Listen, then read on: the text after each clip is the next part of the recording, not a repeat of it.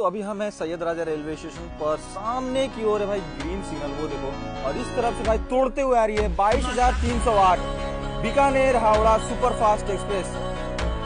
One of the premium train भाई, बीकानेर से हावड़ा जाने के लिए फ्लैट 130 की रफ्तार में सैयद राजा को स्किप करने वाली है भाई। फ्लैट 130 की रफ्तार सर जी,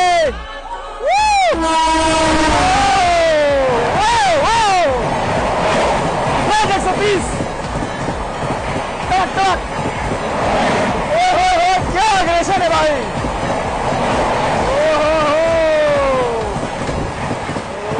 तेरी बीकानेर हावड़ा